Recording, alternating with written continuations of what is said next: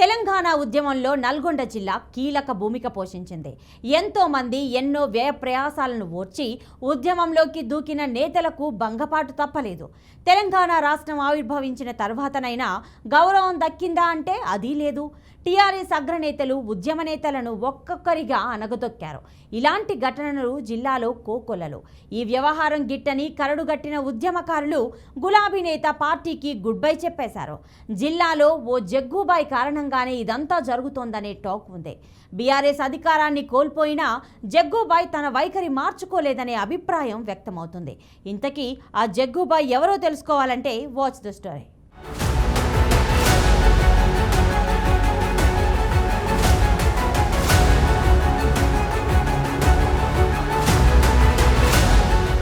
ఉమ్మడి నల్గొండ జిల్లాలో 10 ఏళ్లు అధికారంలో ఉన్న ఉద్యమ నేతలకు గౌరవం దక్కలేదు.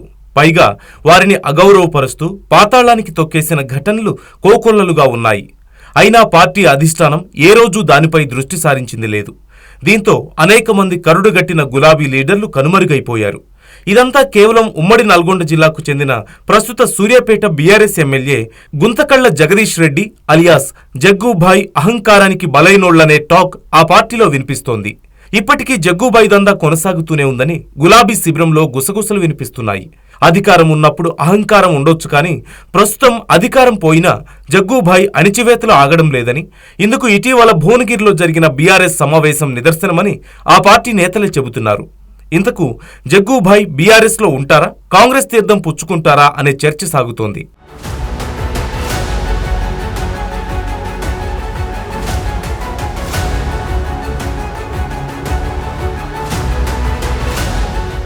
బీఆర్ఎస్ భువనగిరి పార్లమెంట్ సన్నాహక సమావేశంలో కేవలం జగ్గుబాయ్ ఫోటోస్ ఫ్లెక్సీలు తప్ప ఇంకొకరికి అవకాశం లేకుండా చేశారు.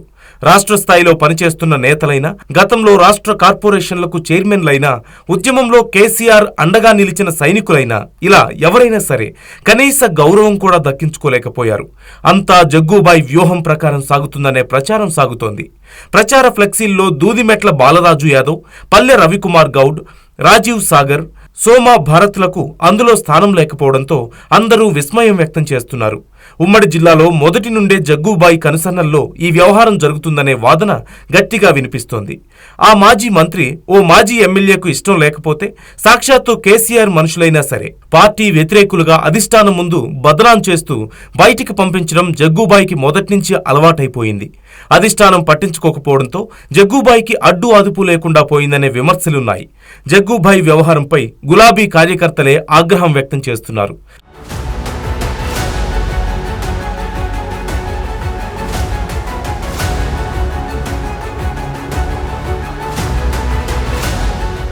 జిల్లాలోని నాయకులు కొందరు కేసీఆర్, కేటీఆర్, హరీష్ రావు ఇలా పలువురికి నల్గొండ జిల్లాలో టీఆర్ఎస్ పార్టీకి భవిష్యత్ ప్రశ్నార్థకంగా తయారైందంటూ మొరపెట్టుకుంటున్నారు. గులాబీ తోటకు పట్టిన జగ్గుబాయ్ చీడ ఎంతో మందిని కబళించిందంటున్నారు. ఆయన బారిన పడిన నాయకులు ఎందరో పార్టీకి గుడ్ బై చెప్పేశారు. ఆ జాబితాలో పలువురు ప్రముఖులు కూడా ఉన్నారు. పార్టీలో ఒక వెలుగు వెలిగిన నేతలు ఉన్నారు.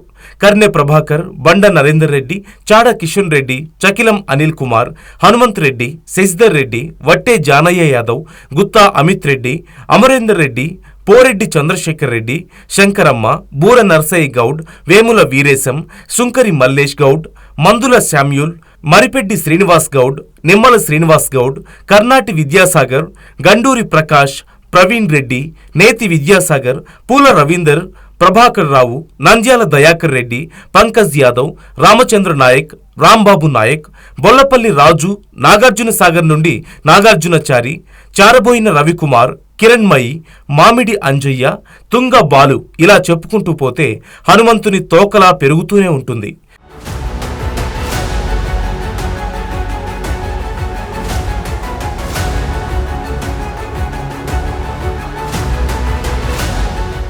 అధికారం కోల్పోయిన తర్వాత బీఆర్ఎస్ గ్రాఫ్ పడిపోయింది. ఇలాంటి పరిస్థితుల్లో పార్టీ బ్రతకాలంటే జగ్గుబాయ్ ఆగడాలను అరికట్టాలంటూ గులాబీ ద్వితీయ శ్రేణి నాయకులు అధిష్టానానికి మొరపెట్టుకుంటున్నారు. కనీసం మాజీ ఎమ్మెల్యేలు కూడా పరిగణలోకి తీసుకోరా, ఇదెక్కడి న్యాయమంటూ నిలదీసినంత పనిచేసినట్లుగా బీఆర్ఎస్ వర్గాలు చెబుతున్నాయి. ఉద్యమంలో ఉన్న అనేక మంది మాలాంటి లీడర్లను వదిలిపెట్టి ఆ ఇద్దరికి నచ్చితే నామినేటెడ్ పోస్టులు, గ్రంథాలయ చైర్మన్, జిల్లా పదవులు, రాష్ట్ర పదవులు ఇస్తారా అంటూ కొందరు నాయకులు ప్రశ్నిస్తున్నట్లుగా తెలుస్తోంది. బీఆర్ఎస్ మసకబారిన వేళ ఎంపీ అభ్యర్థుల ఎంపికలో ఇష్టారాజ్యంగా వ్యవహరించారు. కనీసం సమావేశాల్లోనూ గౌరవం ఇవ్వకుండా ప్రజల ముందే అగౌరవపరుస్తున్నారంటూ ఇలా అందరినీ క్షోభపెట్టి పార్టీని ఏం చేద్దామని జగ్గుబాయ్ అనుకుంటున్నారు. ఇది ఏ ఒక్కరి ఆవేదన కాదు, ఉమ్మడి జిల్లాలో అనేక మంది లీడర్లు, ఉద్యమకారుల ఆవేదన అంటూ వారు వ్యక్తం చేస్తున్నారు. ఎప్పటికైనా అధిష్టానం మా గోడు వింటుందా, వ్యవహారాన్ని చక్కబెడుతుందా అని పార్టీ శ్రేణులు, నాయకులు ఎదురు చూస్తున్నారు. అధిష్టానం ఆ దిశగా అడుగులు వేస్తుందా, లేకపోతే జిల్లాలో బీఆర్ఎస్ ఉనికికే ప్రమాదం అంటూ హెచ్చరిస్తున్నారు.